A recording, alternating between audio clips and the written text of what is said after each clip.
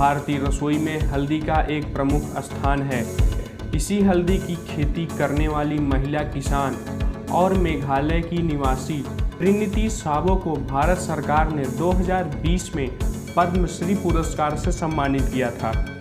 आइए जानते हैं कि सावो ने ऐसा क्या किया कि उन्हें देश के चौथे सबसे बड़े नागरिक सम्मान से सम्मानित किया गया है।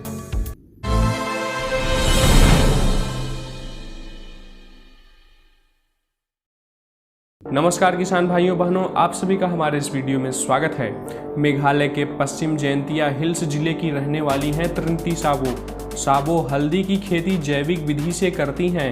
इससे न सिर्फ सावो को जीवन में बदलाव आया है, बल्कि सावो ने आसपास की सैकड़ों महिलाओं को भी इससे जोड़कर उन्हें आत्मनिर्भर बनने में मदद की है।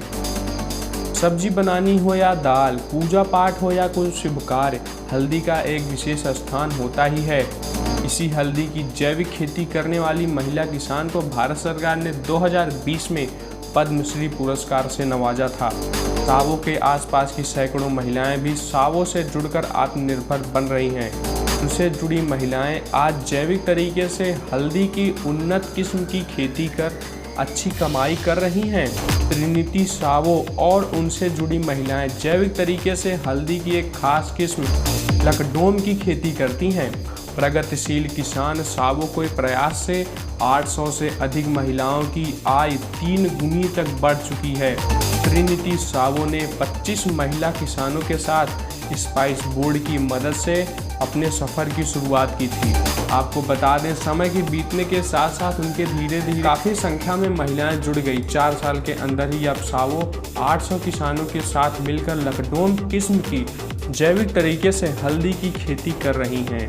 सावो के समूह से 100 से ज़्यादा स्वयं सहायता समूह की महिलाएं भी जुड़ी हैं। ये सभी हल्दी की खेती करती हैं। सावो ने जैविक खेती के तरीके से हल्दी की गुणवत्ता और शुद्ध रूप विकसित किया है। जयंतिया पहाड़ी में उगाई जाने वाली इस हल्दी की कीमत भी काफ़ी अच्छी मिलती है। आयुर्वेद में दवाई बनाने के लिए हल्दी का इस्तेमाल किया जाता है, इसलिए आयुर्वेद से जुड़ी कंपनियां विशेष किस्म की लकडोम हल्दी को खरीदने में काफ़ी रुचि रखती हैं। इसमें काफ़ी गुणकारी तत्व मौजूद होते हैं। भारतीय कृषि अनुसंधान परिषद के अनुसार लकडोम हल्दी में करक्यूमिन की मात्रा 7% तक होती है, वहीं सामान्य हल्दी में यह 2 से 5% तक पाई जाती है।